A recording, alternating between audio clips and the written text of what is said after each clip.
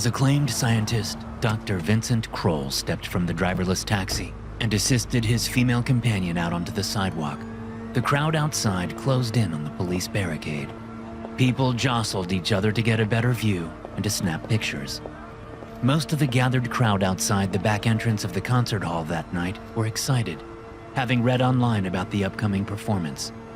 But others were angry, hateful, violent even.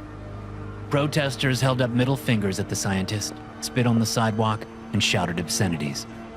One man was carrying a placard on a pole, and as they were led inside the building, Dr. Kroll glanced back and looked at the protesters' sign. It read, "God made them bones! You made them clones!" Beneath these words, a cartoon image of an ugly caveman was overlaid with a red circle and a red line through it. As the doors shut behind them, the noises of the crowd in the street died away, and the sounds of the concert's preparation rose up. Techies setting up lights, instruments being tuned, opera singers exercising their voices. Kroll turned to his female companion. "Are you doing all right, Pandora?" The young woman did not answer, except she turned and looked up at the scientist who had created her. To others, the gaze of her small, dark eyes might look empty, vacant, stupid even. But Vincent Kroll knew better. He withered under her stare, shuddering, and brought a shaky hand up toward the side pocket of his suit. He had a flask of liquor in that pocket, but before he could pull it out and begin his evening ritual of dulling his inner pain with drunkenness, someone approached them in the hall. "You're here! Excellent!"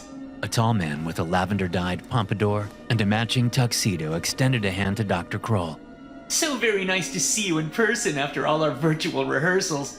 I'm Dieter Zhao, Board of Directors here at the Symphony. We are delighted to have you both here.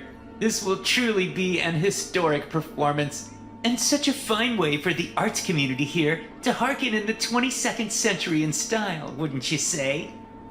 Zhao's eyes hovered briefly over Dr. Kroll's suit, which was old and rather threadbare. People always assumed someone as famous as Vincent Kroll would be extremely wealthy, which couldn't have been further from the truth. He was now more in debt than ever. "We're happy to be here." Kroll lied. "And while I have you, about her payment?" "Oh, that will all be handled, don't you worry, Dr. Kroll. Now then." Zhao cleared his throat, and with a strange expression of mingled awe and trepidation, he turned and looked down at Pandora. She was to be the star soloist of tonight's concert, and the stakes were high.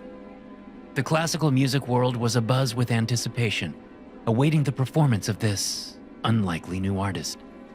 Pandora was just over 4 feet tall. Her hair, eyes, and skin were all the same shade of deep brown. Her head was large and elongated, her face flat and rather plain, her jaw jutting. Her forehead was rather small and slanted, ending in a jutting brow with bushy eyebrows. The heavy brow cast a shadow over her face and the harsh light of the hallway. "Remarkable!" gushed Zhao, after staring at her for a whole 10 seconds. "It is remarkable. A real live Gen 2 Og in the flesh. My hat is off to you, Dr. Kroll. It's beautiful." A muscle twitched angrily in the scientist's gaunt face. "She. I beg your pardon? She is beautiful, Mr. Zhao, not it. And please refrain from using the derogatory term Og in my presence. Neanderthal clones, such as Pandora here, are human persons, both legally and scientifically." "Ah, well, of course. I meant no offense. Please do accept my apologies. Now, come along. I'll lead you and her to the dressing room. Our seamstress has done her best with the costume based on the on Pandora's unique measurements." Zhao spun on his heels and started down the hall. Kroll nodded to Pandora, then the two of them fell in step behind Zhao. "Are you an aficionado of the opera, Dr. Kroll?" Zhao asked as they walked, pausing briefly at a mirror to adjust his absurd pompadour hairdo. "Fan of opera? Me? No, not at all." Pity. Well, tonight represents the finale of our current showcase of the finest arias in opera history. The Doll Song, as the aria is known, harkens from Jacques Offenbach's 1880 masterpiece, Tales of Hoffmann. You'll know the plot, of course. Dr. Kroll slid a hand into his pocket, letting his fingers rest against the cold metal of his flask, wondering how long it would be before he had a chance to start drinking. Too long, that's for sure. What's that? Oh, the opera? It's about a doll or something. Zhao snickered. It's more than that. And I would think a scientist like you would especially appreciate it. You see, the themes in that particular opera fantastique were way ahead of their time. Why, it's practically science fiction. The woebegone protagonist, Hoffmann, falls deeply in love with a lifeless automaton, a robot. Imagine what they must have thought of that in 1880, eh? These days, the implications are numerous. Personally, it reminds me of a nephew of mine, moved to Tokyo to buy a droid body for his AI girlfriend. They had a wedding and everything. My sister was furious at me for not attending, but really, it's repugnant. Anyway, tonight, the role of the singing automaton doll will be performed by your... He looked over Pandora, his head cocked to one side. What do I call her? Your creation? Your experiment? Surely not your daughter. You can just call her Pandora, Mr. Zhao. Ah, yes. Well, Pandora will be performing the character's infamously difficult aria. Very few sopranos can do it justice. But, of course, your lab has made a superstar here, Doctor. I said it the first time I saw her singing online. Voice like an angel. She belongs on the stage. Tell me, Dr. Kroll, man to man, did you do anything in designing her DNA? Find some way to enhance certain qualities, perhaps? Kroll sighed, not bothering to hide his growing irritation. Pandora is pure Neanderthal, Mr. Zhao, I assure you. She is an exact recreation of a woman who lived 41,000 years ago, soon before their kind went extinct. Zhao held up his hands in mock surrender. Very well. I'll take your word for it. It's just that her talent is so unexpected. Not to speak ill of your earlier work, Doctor, but, well, let's face it. The Gen 1 Neanderthal clones were all a bit dull, weren't they?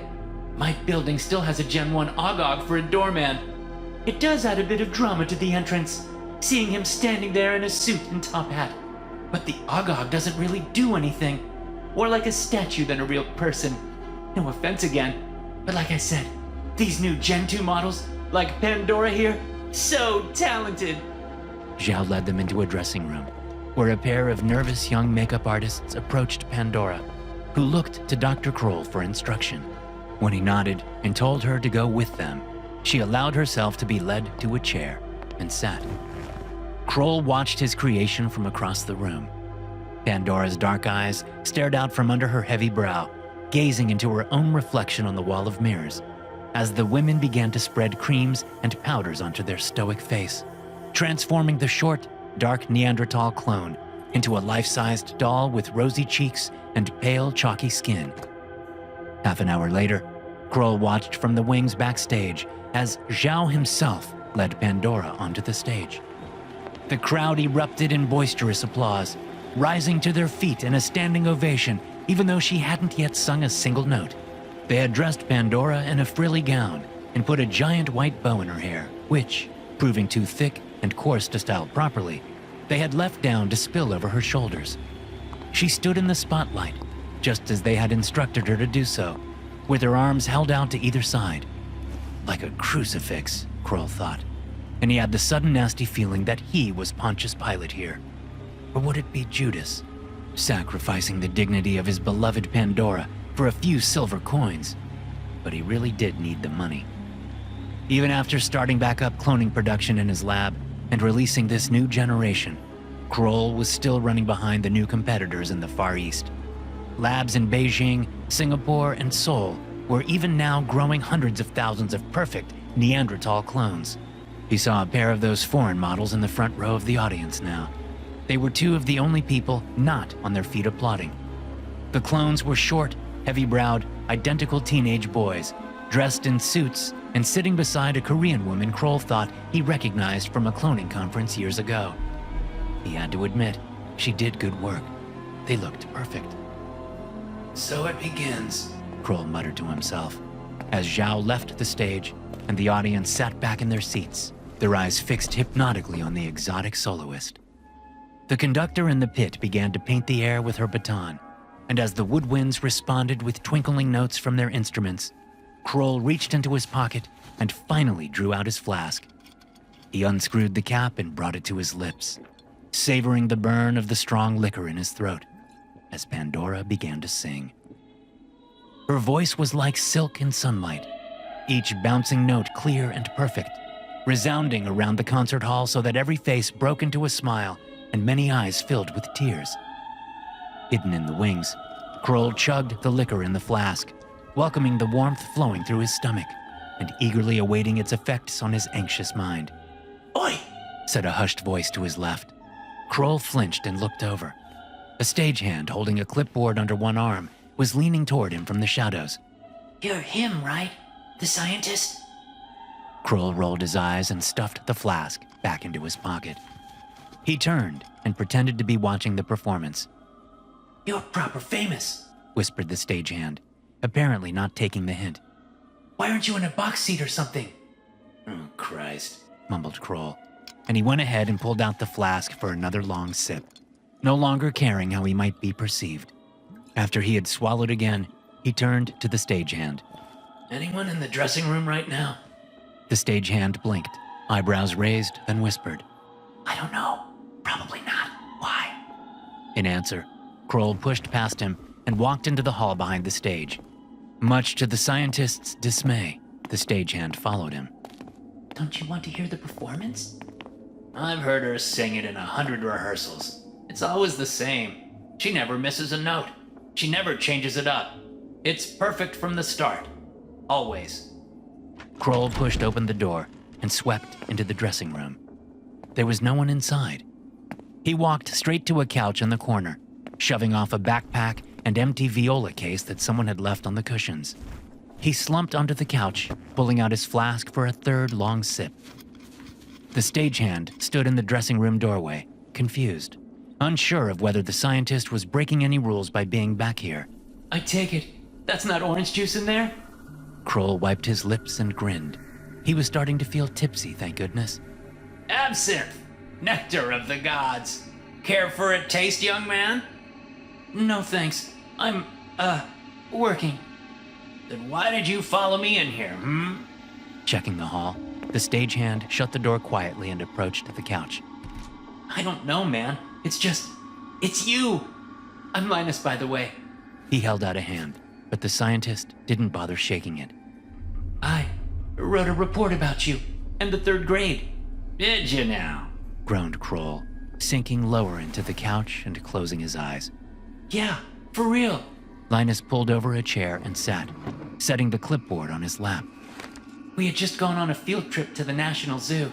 We went to see Tusky, the first woolly mammoth clone. Of course, you know all about Tusky. You made him. I was really excited to go. It sounded awesome. But when I saw it, I don't know. I was kind of disappointed. He was just an elephant in a fur coat, basically. Kroll sighed and shook his flask. There were only a few drops left. But then I read that you had created the Ogogs. And wow, you brought back a whole nother branch of humans. That's crazy. And I know a lot of people weren't impressed by the Gen 1s because they were so docile and dumb and stuff. But I still thought it was cool.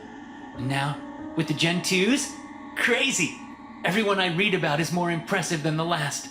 There's that one Ogog in Japan that's breaking all those Olympic records. And the math savant, you know, that engineer who keeps making those insane architecture designs. And you practically broke the internet when your little Pandora singer out there went viral. A true artist. That's what you made. You've created a race of geniuses with Gen 2. Even with his eyes closed, the room was swimming in Vincent Kroll's mind. He was properly drunk now, and savoring the loss of control, of shame, of fear. Pandora is not a Gen 2, he mumbled. What do you mean? Kroll could hear Pandora singing through the walls, muted, but still so beautiful. He thought about what it must have sounded like 41,000 years ago, back when Neanderthals wandered the world side by side with Homo sapiens. What music they must have made back then. What wonders. Why'd you say she isn't a Gen 2? What? Kroll opened his eyes. His vision was blurred.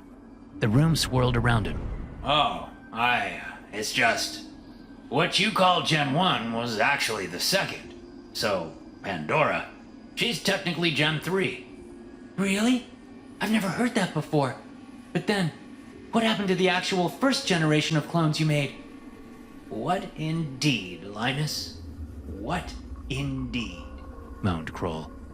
Tears came suddenly to his eyes, and where at first the alcohol had dampened his feelings of guilt and sorrow, it now did the opposite, elevating his negative mood so that he broke down in wet sobs. Whoa! Hey!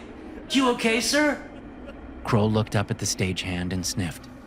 I made that secret, you see. No one ever knew. No one could ever know what happened to them. Why? What happened? Kroll went for another drink. When only a few drops came out of the flask, he grunted and tossed it onto the couch beside him. He wiped at his teary eyes, then leaning back against the cushions, he exhaled, long and exhausted beyond his years. The liquor was burning inside him. His heart felt heavy and his tongue felt light, and so he spoke. He spoke to the young man with the clipboard, and for once, Vincent Kroll told the truth, or at least, most of it. I grew 40 Neanderthal embryos in artificial wombs. 40. Every embryo survived, flourished, and came out strong. 40 perfect infant clones, red-faced and howling. It was a miracle. And they were beautiful. Oh yes, so beautiful. With their little hairy bodies and their small dark eyes. But then, well, I had predicted that they would be intelligent, somewhere between bonobos and Homo sapiens. But what those infants displayed was off the charts, tracking objects visually on the first day and grasping within a week. By 3 months old, they were escaping their cribs and crawling around the lab. And by 6 months, they were speaking. I couldn't believe it. At first, I thought they were just babbling, but soon I realized it was language. But not English, no. It was their own language. Linus leaned closer. What do you mean? They were babies. Who taught them another language? Kroll shrugged, suppressing another bout of sobs, and sucking in a breath to calm himself. No one. Maybe mimetic encoding in the DNA? But I don't think so. I think the infants created the language themselves, right there in the lab, whispering crib to crib. They worked together as a unit, you see, like tiny soldiers. And they were planning something. I just knew they were. I could see it in their eyes and sense it in the way they looked at me, so full of rage. I loved them, but they hated me. And I began to fear what I had created. And so... A lump came into Kroll's throat. He swallowed painfully, and blinking tears from his eyes, he whispered, I discarded them, all 40, on the same night. Linus sat back in his chair, sneering.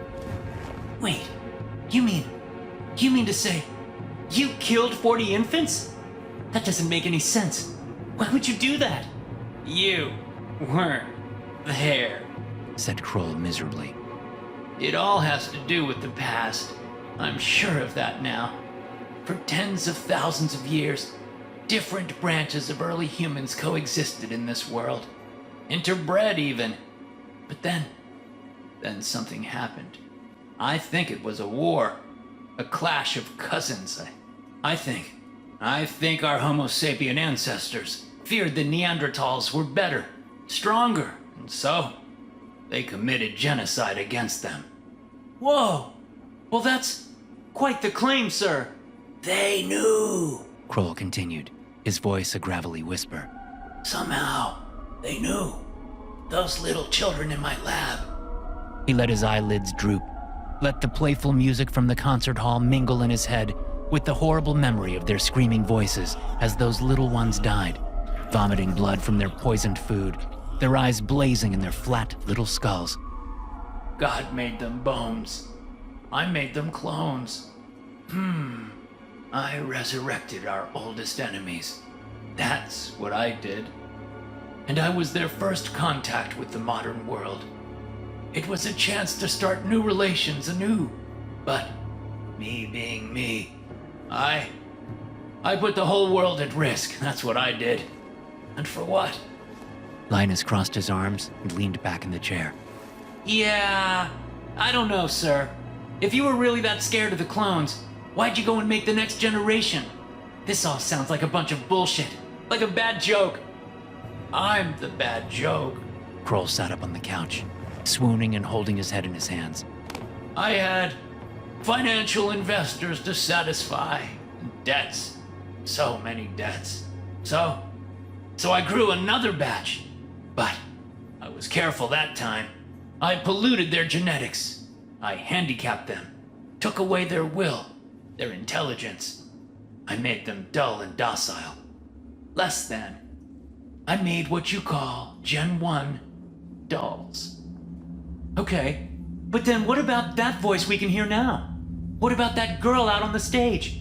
She's not dull. She's new, different. She's special. Why'd you make her? Because I was a coward. I should have told the world about those first clones. I should have turned myself in for what I had done. Maybe no one else would have gone down that path. Linus considered this statement for a few seconds, tapping his fingers on his clipboard, then said, Oh, are you talking about the other cloning companies? In China and stuff? Kroll nodded drowsily. Yup. Once they started making their clones, I knew it was too late to be stopped. So I figured, why not? Why not start up my lab again? I have debts to pay. So, here I am. He held out his hands to either side, swaying on the couch. Pimping out my Pandora's voice to the adoring elites of this fucking city. Through the wall, they heard Pandora hit a particularly tricky part of the aria, her voice jumping through notes with grace and athletic perfection. The doll's song was almost at its end. But she doesn't sound evil, and she doesn't look dangerous. Neither do the clones from Asia. They don't seem to hate us. Kroll's hands dropped to his sides. Because they're clever. They're all brilliant. Now even smarter than my first batch somehow. They know to blend in, to act like the witless clones that came before them. But they're starting to reveal their talents, to make themselves useful, to infiltrate, to become beloved. As if in response to his words, they heard Pandora deliver the final note, an impossibly high A-flat, which seemed to vibrate the very walls around them. And the crowd exploded in applause and cheering. Kroll got to his feet with difficulty, and Linus caught his elbow to help him. Steady on, sir. Just you wait. Kroll slurred, swooning in place. Mark my words, Linus. They are only biding their time. And then they will have their vengeance for the sins against them, past and present. And for the second time, we will have to strike them down like the monsters we are. Linus stared at the flushed, inebriated face of the famous scientist he had, until now, venerated. Then he sighed, shook his head, and snorted a laugh. But this has all been a joke, right? Or at least the liquor talking. I mean, he didn't really kill a bunch of infant clones, sir. And that girl out there? She's just an ogog with a pretty voice. Right? Right? Vincent Kroll frowned down at the stagehand for a moment, then shoved him aside and stumbled to the door. He moved drunkenly down the hall, holding onto the wall to keep from falling, and made his way back to the wings. Breathing hard, he clung to the curtains for support and gazed over the backs of the performers on the stage, over to the applauding audience. Everyone was on their feet, pounding their hands together, stomping their feet, crying out in one voice, Encore! Encore! They loved Pandora. They all loved this pretend doll with the voice of an angel. Because they didn't know. But Vincent Kroll knew. He knew, and he loved her anyway. He loved her like the daughter he never had, and like the lover he had never managed to find among his own species. That was one part of the story he hadn't told the stagehand, not even in the throes of drunken, murderous confession. About the things he did with Pandora when the lights were off and the mood struck him. She was his doll. They all were. The bodies he grew in his lab. It had been easiest with the Gen 2s, who were designed to take orders and never fight back. These Gen 3s were different, as he knew they would be. He had tried to restrain himself, but it wasn't long before he gave in to the dark cravings. And every time, he had feared that Pandora would respond, that she would fight back. She could, if she wanted to, when she wanted to. He knew that. They were stronger than Homo sapiens, smarter, but also more patient. The other performers on the stage lined up and took a collective bow. But Pandora, standing in the middle, stayed in place, arms still raised, passive and obedient to the instruction given to her before being led on stage. Vincent hiccuped, and a mouthful of watery vomit splashed from his mouth and dripped onto his old suit. He stood there, gaunt and jaundiced, staring at her silhouette in the frilly gown with the bow on her head, and then, as if she knew he was watching her, Pandora suddenly lowered her arms and turned her back on the audience. She turned to look into the wings, staring through the blackness there, staring at Vincent Kroll where he swooned, leaning on the curtain, vomit on his old suit. He met her eyes. They were glinting beneath her brow, like daggers in the night. He would get what's coming to him. They all would. Story 2. The Prison Within. Lights came on in the sleep pod, abruptly swapping out the pitch darkness for blinding brightness. Onyx awoke with a gasp. When he sat up, his head smacked the top of the pod, and he cursed under his breath. The light was a shock to his system every morning. Would he ever get used to it? How many mornings had he been awakened in this identical manner? Hundreds? Thousands? It was hard to tell. There were no clocks or calendars in the prison. There was only light and dark, work and sleep, over and over and over. The pod room was little more than a high-tech coffin. Yawning, Onyx rolled over so that its hardware could retract the blanket and pillow. He was naked, and though the pod's interior was warm, he shivered as it sprayed its daily chemical shower over him. Skin sparkling from the chemical mist, he grabbed his gray jumpsuit from its drawer and pulled it on in the cramped space, banging an elbow in the process. The entire morning routine took only 60 seconds, and Onyx still felt half asleep as he crawled from the pod. His bare feet landed on the cold, white-tiled floor. Stifling another yawn, he got in line with the other prisoners and was handed a nutrient pouch, which he drank in about 5 seconds. Next, he stepped up to the speaker for the day's work assignment. Name and number? Onyx, 313, he answered drearily. Then he added, as he had done almost every morning since the beginning of his prison sentence, requesting transfer of work duty. Reason for request? Because I fucking hate working in sanitation. There was a pause. It was only a few seconds, but Onyx had never known the speaker to pause before. He felt a sudden sense of trepidation. The speaker dinged. Request granted. Report to Orange Depot Bravo 77. What? Seriously? What's the new work duty? The speaker didn't answer, but Onyx smiled anyway. When was the last time he had smiled? He didn't care what the new job was. It was different. Any change in the routine here was welcome. He set off down the hall, following the arrows to Department Epsilon. It was impossible to tell where you were in the prison complex at any given time. It was a colossal maze of white hallways, white rooms, and white sleep pods. But as the arrows guided Onyx to the white doors of an elevator, he was pretty sure he had never been to this area before. He stepped inside, and as soon as the doors closed behind him, The elevator's engines purred to electric life, rattling slightly as it swept him up, over and down. A few minutes later, the doors slid open, and Onyx found himself looking down a long corridor. It was, of course, white and windowless like all the others, but the lights in this hall, they were off. He stepped cautiously out, his shadow from the elevator's glow stretching down the hall. Hello? Anybody here? His voice echoed down the hallway, fading into silence in the distant darkness. Onyx shifted on his bare feet, trying to work up the courage to exit the elevator. Then, maybe 100 feet down the hall, a door squeaked open on the right-hand wall, flooding the hall there with milky light. The silhouette of someone's head and shoulders popped into view. Hey, you the new guy? My replacement? Onyx shrugged. I guess. The silhouette waved for Onyx to come over. Swallowing, Onyx stepped from the elevator, which closed behind him, leaving him in darkness, with only the light from the distant door to guide him. He sped up, jogging over the cold tiles until he reached the door.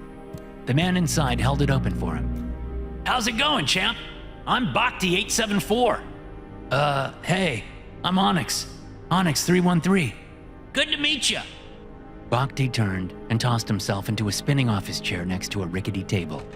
He snatched up a nutrient pouch from the table and gave it the tiniest of sips. Onyx had met other prisoners like him. Those had made their nutrients last the entire day, rather than slurping it down in one great gulp. Self-disciplined sons of bitches. So, where exactly are we? Onyx asked, turning away from the little office setup near the door and gazing up at the positively massive warehouse around them. White pillars held up a white roof more than 100 feet overhead. The room extended. Well, it looked like it extended forever, curving downward out of a view at the distant white horizon. And the whole cavernous space was filled with a maze of high, white shelves. Bhakti spun in the chair to look with Onyx, blinking up at the shelves. Onyx had the feeling that Bhakti had gotten so used to being in here that he had long since ceased to recognize the enormity and strangeness of the place. Onyx puffed up his face and exhaled. This is the biggest room I've ever been in, ever even heard of. These shelves are huge, and there are so many, and they go on forever. It makes me dizzy just to look at it. Huh, yeah, I guess it is pretty big, but the aisles do end eventually. What is this place? Bhakti set down his nutrient pouch, grinning. I call it the basement. No idea if it's actually a basement, of course. We might be 200 floors up or 200 floors down. I don't even think it's part of the prison. I think we're outside the complex border. There's gotta be millions of crates on those shelves. What's in them? Why are they here? Not millions, billions, corrected Bhakti. Billions and billions. As for why they're here, they don't tell us anything. But here's my theory. He jumped to his feet, holding out his arms and walking toward the nearest of the high shelves. This storage depot? It's like history's garbage can. And after the Great Unification, the one world government took control of all science and industry, right? And they scooped up all the old tech from every nation state and private corporation, machinery, inventions, weaponry, lab experiments. They dumped it all in here. All the applied science of the pre-unification world, stuffed into a basement and locked away. For what purpose? Bhakti shrugged. I don't know.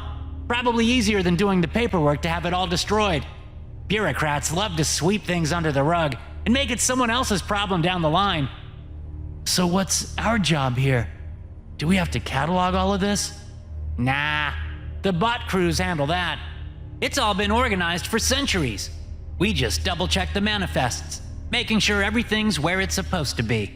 Clean up any messes, that kind of thing. And we don't touch anything. Well, that sounds as boring as it is pointless.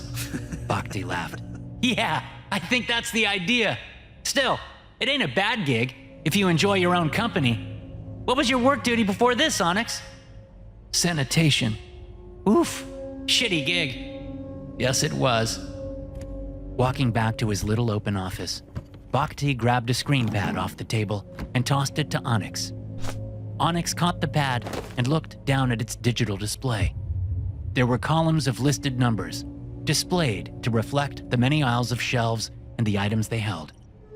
Today you'll be working in aisle J, 11978, Bhakti instructed, collapsing back into the chair and grabbing his nutrient pouch for another teeny tiny sip. Take that aisle there. Go straight for about 2 miles, turn right, then it's another 2 miles. You'll find it. Onyx lowered the screen pad. Are you serious? It's a 4-mile hike just to get there? Bhakti winked. That's the other thing about this gig. It's amazing exercise. See these sexy calf muscles? He leaned and pulled up one of the legs of his jumpsuit bottoms. My wife's gonna flip when she sees these beauties. And guess when that'll be? Are you ready for this? 10 days. 10! And then I'm out of here. He gave a great echoing whoop and spun in his chair. Onyx rolled his eyes. So that's why this Bhakti guy was in such a good mood. He had just received his release date, and Onyx was here to be his replacement. Still, Onyx thought his new colleague's jubilation at the thought of seeing his wife again was dangerously optimistic. Prisoners weren't allowed any communication with those outside, so they never actually knew who was still waiting for them, or who was even still alive. Yep, 10 days left on my 5-year sentence, Bhakti sang, head rocking side to side. I could hardly believe it when the speaker told me this morning. I've been trying to count the days the whole time I've been here, but you know they make that impossible. Can't even scratch a tally into a wall or anything. Anyway, by my estimation, I had another 40 days to go. So I guess either I miscounted, or else the light-dark cycle in here doesn't actually run on a 24-hour day. Either way, I'm almost done. So close! Yeah, well, good for you. I'm in here for a stupid credit laundering scheme, Bhakti explained. I was young. I was an idiot. But a 5-year sentence? Ridiculous. And these 5 years have not passed quickly, I'll tell you that. How about you, man? How long is your sentence? Onyx didn't answer, but walked away from the office and approached the lofty shelves. I better get started on this work, he called over at Bhakti, holding up the screen pad. Seems pretty self-explanatory. I just checked the numbers on the pad against the labels on the crates. Is that it? Yep, pretty much. Have fun, man. Onyx left Bhakti spinning happily in the office chair and walked into the labyrinth of shelves. The soft footsteps of his bare feet on the cold tiles broke the otherwise haunted quiet of the vast, sterile, liminal warehouse. Looking side to side, Onyx quickly became disoriented by the never-ending repetition splayed out around him. The shelves all held identical white crates, which came in a variety of sizes. Each had a printed label on its front bearing its numerical identifier. What exactly was in them? No idea. Finally, after nearly a mile of walking, he began to see some variation. Every now and then, nestled among the white crates, he passed objects of irregular sizes or shapes that were not in crates. He slowed down, intrigued by these oddities. There was a sandstone monolith from ancient Egypt, carved with ancient art and laying on its side. There was a stack of sleek missiles which, according to the fading words on them, came from something called Lockheed Martin, and a human-sized cloning tube from Kroll Labs. He even found a quantum data helix from the Nova Tokyo Imperium. And the longer he walked, the more he discovered. Most of these objects were still just white, black, gray, silver, or beige. But what really captured Onyx's attention were the rare finds of vivid color. After so much time in the black-white world of the prison complex, color was like music to Onyx's brain. A brass button, a blinking blue light, a purple canister. These were the sights that made his eyes go wide as he moved deeper into the massive storage depot. After what felt like an eternity, he reached aisle J 11978, which, disappointingly, held only identical white crates, and he began the tedious work of comparing their labels with the corresponding numbers on his screen pad. He found no discrepancies that first day, nor the second day, nor any day that first week of the new work duty. On the 7th day, everything changed. That's because it was on the 7th day that Onyx found it. It was not even on the manifest for that day's check. Onyx arrived in the basement that morning to find Bhakti dancing in circles with a mop. 3 days left. Bhakti was singing, and when he saw Onyx, he dipped the mop theatrically, then straightened up and handed it to him with a grin. Change in the schedule today, champ. The bot crews have reported some sort of oil spill in aisle Z3311. So you got a nice long hike ahead of you. Awesome. Onyx took the mop and a bucket of soapy water, and he walked for hours and hours until, tired and despondent, he finally reached aisle Z3311. A puddle of slick brown liquid lay in the center of the aisle. Onyx stood next to the oil spill and looked straight up, but he couldn't make out any source of the spill on the ceiling high above. Pulling the wet mop from the bucket, he had just started to clean. Something on the shelf beside him caught his eye.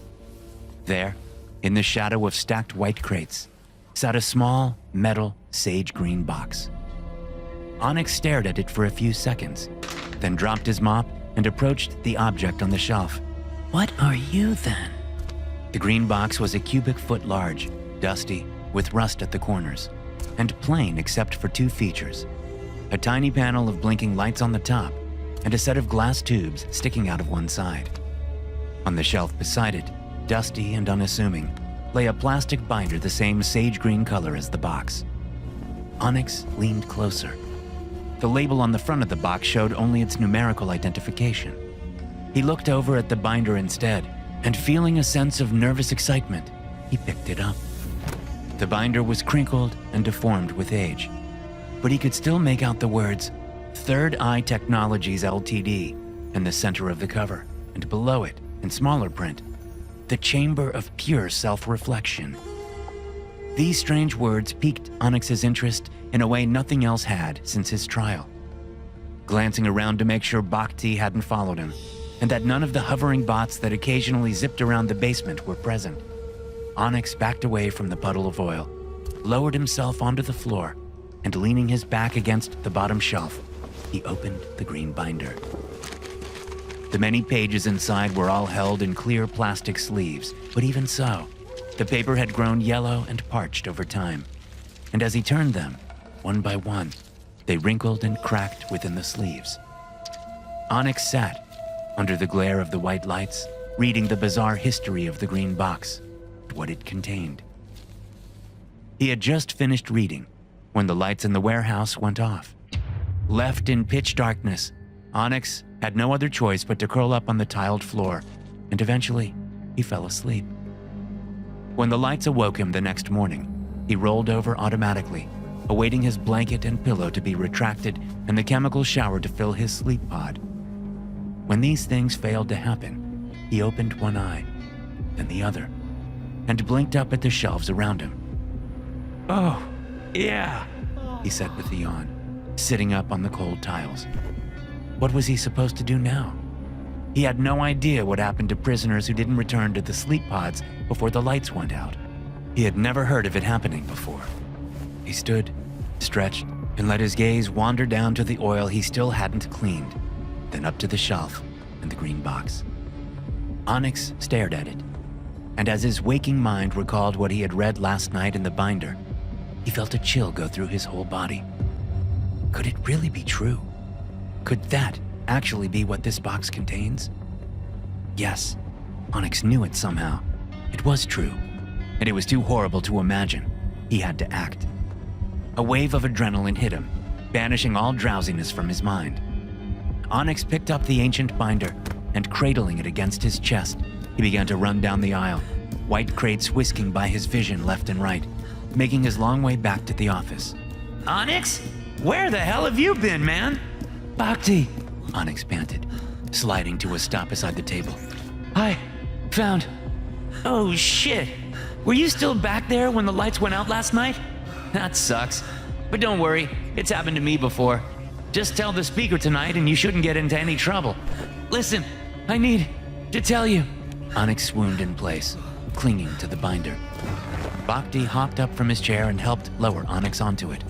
Whoa, you look crazy, man. Did you run all the way back here? You need some of my pouch? Onyx shook his head, and with an effort, slowed his breathing. Listen, please. I found something. In Z3311. That oil spill? Did you clean it? Hey, where's the mop? Forget the mop. I'm trying to tell you what I found on the shelf. He held up the green binder. Bhakti stared at it for a few long seconds. Then his eyes went wide. Onyx, did you take that off a shelf? Why would you do that? We're not supposed to touch anything in here, ever. But once you know what it says, I don't give two shits what it says. We only check the manifests. We don't go near the... Ah, shit, man. I have 3 days left. 3 days! And you're gonna get me mixed up in this? No, I can't let you. Bhakti, please. There's this little green box on the shelf. Stand up and march your butt backs to Z3311. Now! Then put that thing back, clean up the mess, and get started on today's manifest. Pronto! Do you understand me? I'm trying to tell you that the box contains... I don't care what's in the fucking box! Get to work! Red-faced and fuming, Bhakti turned his back on Onyx, snatched up his nutrient pouch, and for once, slurped up its contents in one furious gulp. It's not a what, Onyx said, his voice low and calm now. It's a who. Bhakti froze. After a few seconds, he deflated with an angry sigh. God damn it, Onyx! He turned around. Okay, you've got my attention, you bastard.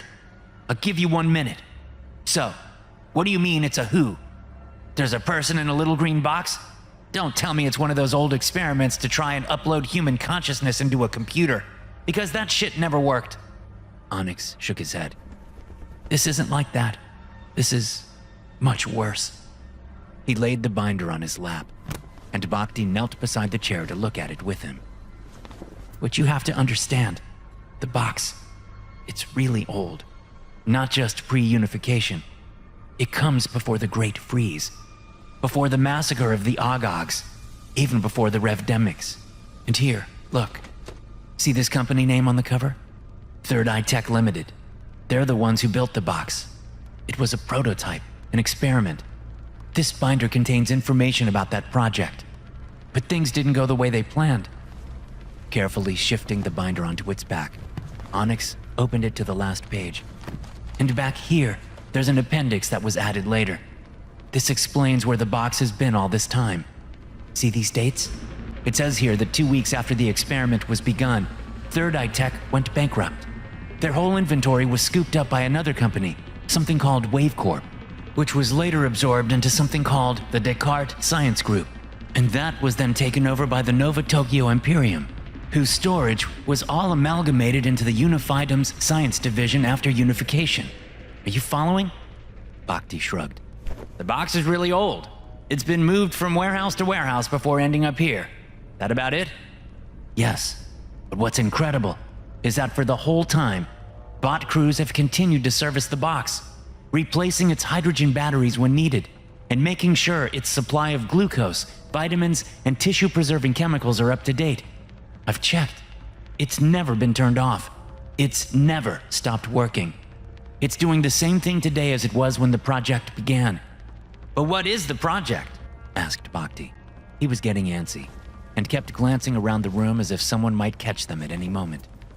Onyx carefully went back through the pages until he found a faded yellow sheet, where the cracked and crinkled face of a middle-aged woman with a shaved head stared out at them. Her name is Jadis Wu. Never heard of her. Of course not. She was barely famous in her own day.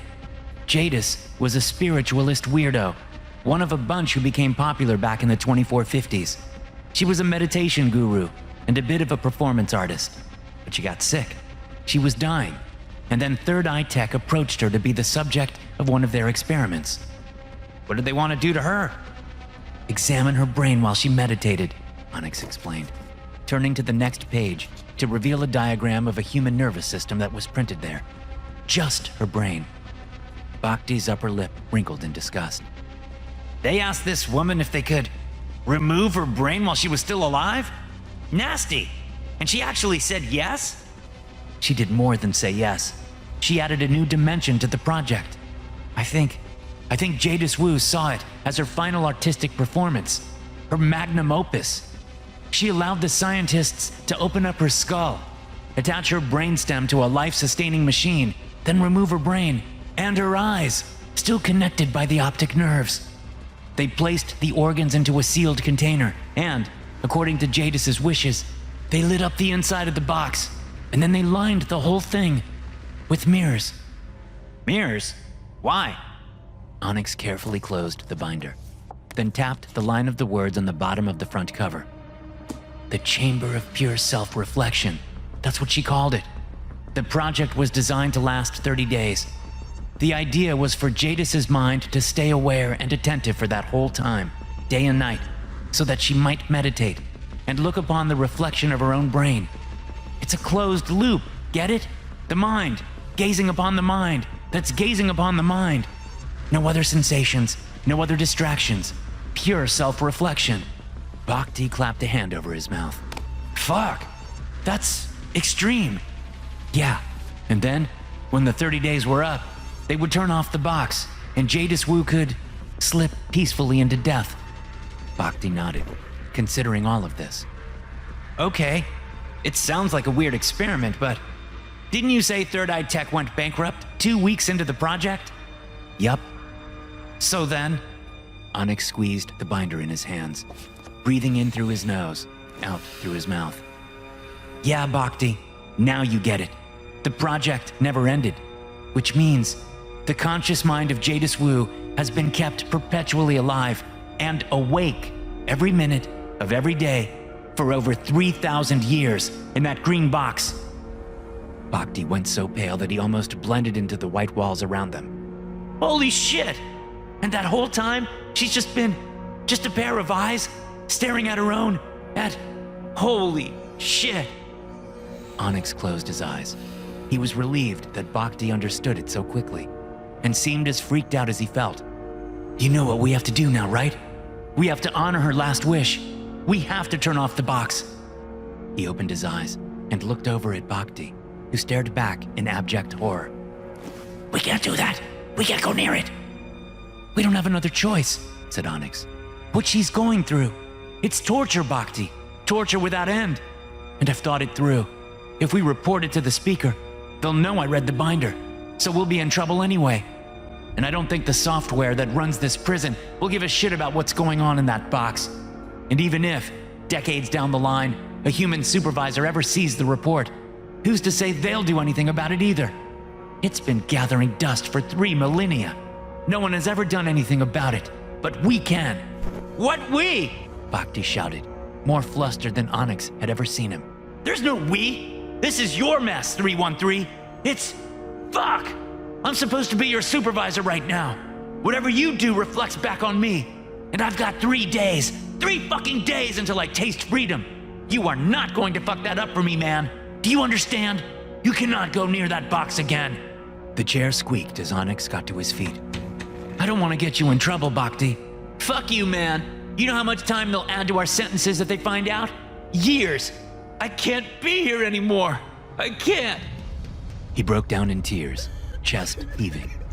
Onyx took a step toward him, but Bhakti crossed his arms and moved backward, bumping into the table. You don't get it, Onyx. I've got kids. 2 kids on the outside. I haven't seen them in 5 years. I'm their dad, and I haven't been there for them. I can't risk it. I can't. He began to shake, clinging to the table to keep himself from collapsing. All right, man. All right. Calm down, said Onyx, sliding the chair over for Bhakti to sit. I won't get you in trouble, okay? I'll put the binder back where I found it. I'll wait until it's just me here.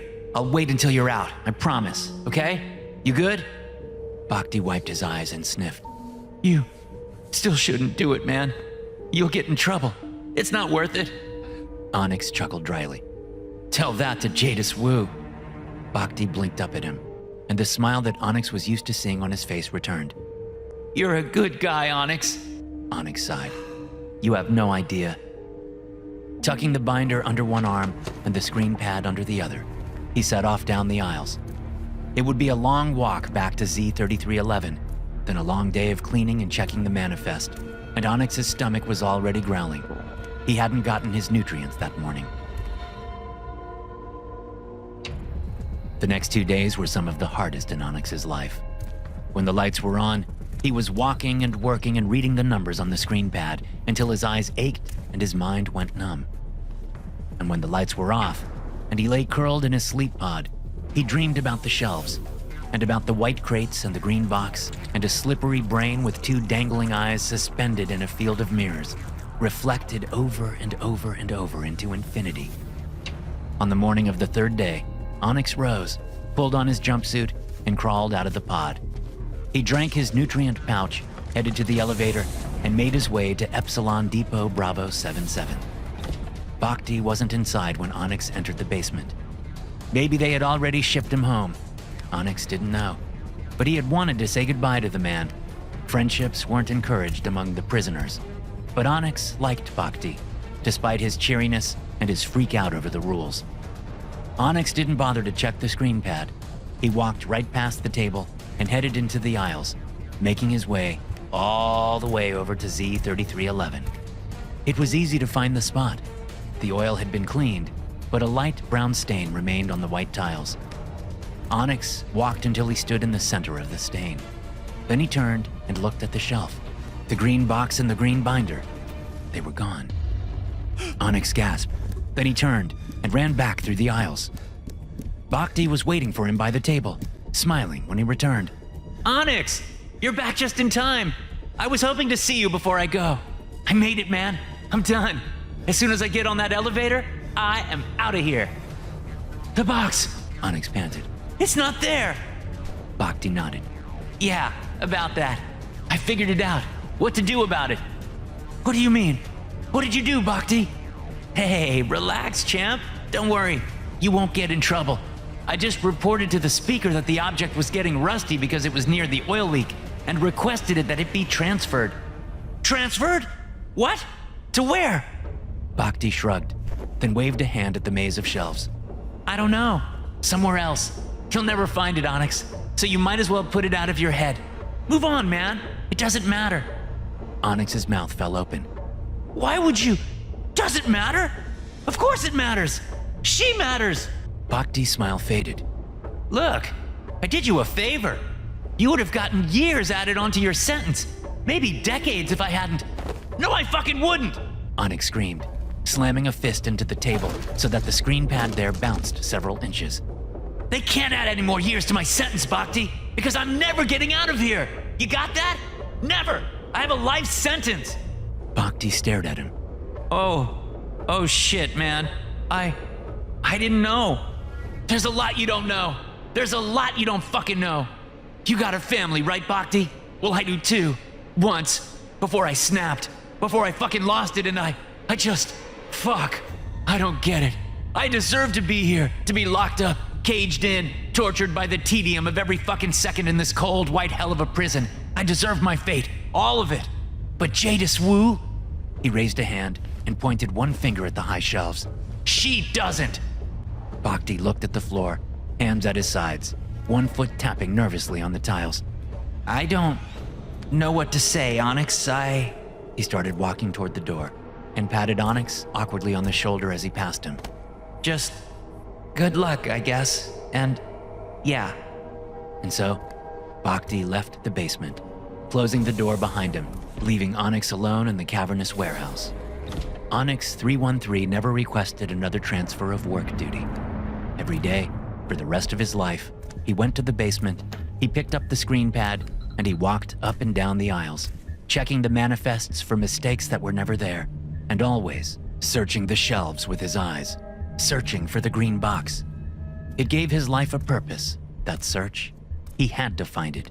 He had to shut it down, to shut her down, to let her go. And all the while, sealed in her green box, in her miniature hall of mirrors, the immortal mind of Jadis Wu continued to think and to stare through bloated, bloodshot eyes at the perpetual reflection of the gray-green wrinkled surface of her ancient brain. At first, she had tried to calculate how much time had passed and whether the 30 days of her project would soon be over. But after the first few decades, such pondering had lost all meaning.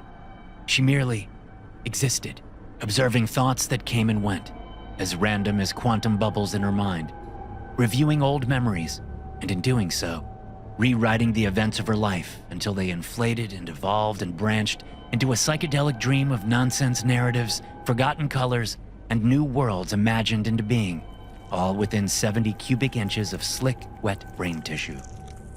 Sometimes, for immeasurable intervals of time, she experienced heaven within the box, and at other times, she was in hell, tortured beyond pain or insanity or the natural limits of human endurance. Through it all, Jadis waited. And she waited.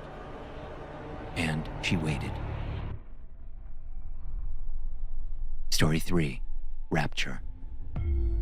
She had always loved aliens, and now, after numerous nights of studying and too many job interviews to count, she had finally landed a position as a junior analyst at a top-tier xenobiology research institute. In fact, her first solo project was already showing promise. Way out there, amongst the stars, a little rocky planet was now under her constant surveillance, via one of the Institute's Ansible-enabled probes. She was watching alien life forms in action, in real time. Her hard-fought dream had finally come true, and while her peers in the cubicled labyrinth around her might grumble about the low pay and long hours, she had never been happier. One afternoon, as she sat deep in concentration in her cubicle, the boisterous voice of their boss burst suddenly through the quiet. Good afternoon, my beautiful baby researchers. He shouted from the doorway, startling the analysts. How's everybody doing? Working hard or hardly working? I'm kidding. So, let's see what everybody's working on. Who's first? How about you? Her breath caught when she realized he had singled her out, and he lowered himself beside her chair. Tell me, He began, leaning close to her monitor. what backwater little planet are you working on, eh? Right. She swallowed and steadied herself. Well, sir, it's actually quite exciting. It's a Class M planet that no other institutes have studied yet. It's in the Orion Spur, designation 6862 AJH. It has numerous life forms, but there is one predominant sentient species. That's what I'm focusing on now. Good. And what are they like, these itty-bitty aliens of yours? Well, to be honest, they're amazing. Definitely level 4 sentience. So, fully self-aware, deeply creative, and very emotional. Their society strives to find a balance between individualism and collectivism. Right on. And what is it they want? What do you mean? Her boss straightened up, raising his voice so that the other analysts all stopped to listen in. Oh, desire. That's a big part of what we need you all to identify. What makes a particular alien civilization tick? What makes them feel successful? What makes them a potential threat down the road for our kind? And of course, what resources might they have that could, one day, benefit the Institute? She stiffened in her chair. I'm not sure I understand what you're getting at, sir. What do they want? He asked again, enunciating each word as though the analyst were an incompetent child. What drives them? Is it fear or predators? Or the search for precious resources? Oh, well then, I'm not totally sure. I mean, this species has dominated their planet for a long time. They have all the resources they need and no real predators, except some illnesses, which they're close to eliminating. So, it is a utopia, this alien world that you've discovered? No, I wouldn't say that. There's still a certain amount of intersocial violence, strict punishment of wrongdoers, some mishandling of resources, that sort of thing. Eek, that's no good, is it? And what do you think's causing those problems? What do your aliens lack? She considered his question, swiveling back to her monitor to read over the latest data coming in from the probe. Then she shifted her eyes, her focus moving to her own reflection on the screen instead. Taking a moment, she tried to put her in the place of the strange, beautiful creatures halfway across the galaxy, to see life through their eyes, to find kinship with their hearts and minds. Growing impatient, her boss leaned down by her chair again. Well, what do you think they want? We found species who only care about survival, others that strive for artistic perfection or galactic power. What about your itty-bitties? I think they're actually pretty simple. Everything they do is designed to balance the neurochemicals in their brains to produce a state of elation. Some individuals are more interested in short-term bliss, others in long-term contentment. But yeah, I think that's the answer. These aliens, they just want to be happy. He nodded. Interesting. And do you understand the neurochemical processes of their happiness? I'm starting to, yeah. Well, there we go. Wonderful. We have a probe in orbit now, don't we? With a chem replicator and atmospheric disperser? Yes. There's your answer. Get started. She exhaled nervously. I'm still not sure what you're getting at, sir. What is it you want me to do? Make them happy, of course.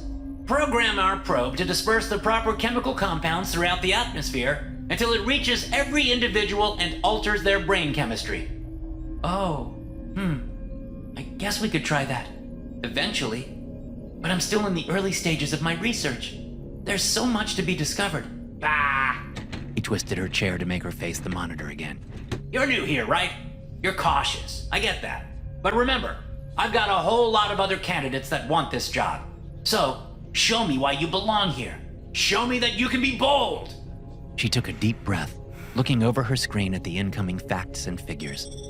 These aliens were short-lived, relatively speaking, and she had already been able to watch generations speed by in her data. Families, cultures, a whole history, a whole world she yearned to better understand. The brains of the individual aliens might be simplistic, but together they had built cities, created art, even started to develop an understanding of science. What else might their future hold? Her boss leaned closer, his voice a venomous whisper, his breath stale and acidic. Give them what they want. Now. Give them happiness, euphoria, elation. Give them rapture. From the cubicles all around, she sensed the eyes of her peers, watching her expectantly. Feeling feverish and rather sick to her stomach, she straightened up and sighed. Right away, sir. She got to work. It didn't take long, and before her boss had complained again, she had sent the new instructions through the instantaneous Ansible connection to the probe. Then, far, far away, the probe whipped up the new chemical compounds and began to disperse them across the planet. They waited a few more moments as the planet spun a dozen times and the monitor displayed updated readings about the aliens on the surface. Well, Asked the boss, checking the clock on the wall. how's it looking? Any results yet? Yes. Something is happening. It looks like violence has ceased entirely. Hey, that's wonderful. What did I tell you? But, wait, this looks like, I think, oh no, this can't be. Don't keep us in suspense. What does the data indicate? Her eyes strained as they zoomed over each line of incoming data, hoping beyond reason that there was some mistake, that this wasn't really happening, that she could undo the experiment, erase the damage before it was too late. They're not doing anything. She gasped. All productivity has ceased. All communication. Everything. They're not even eating. They've stopped moving. They're all just, oh, cursed stars. They're happy. Too happy. We've taken away their incentive. They don't care anymore. Beside her, the boss chuckled darkly. So one might say, they got what they always wanted. They're dying, sir. Millions every moment. I killed them. Oh, stars. I killed them all. Beside her boss straightened up. Well, these things happen. Tell you what, why don't you write up your report and send it over to New Acquisitions? They'll head over to that planet and see what resources might be worth something. Who knows? This might end up being very good for our department's quarterly profit statement. He clapped her on the back and leaned in to whisper. Nicely done, analyst. You'll fit in just fine here. And then he moved off, voice booming merrily down the line of cubicles. She sat hunched in her chair, her vacant gaze on the monitor until the number of recorded sentient alien life forms fell all the way to 0. I'm so sorry. She whispered to the screen, and then, lifting up 3 of her limber metallic tentacles, the analyst began to type out her report, 10 billion sentients deceased on Orion Spur 6862 AJH, or, as its now extinct inhabitants had called it, Planet Earth.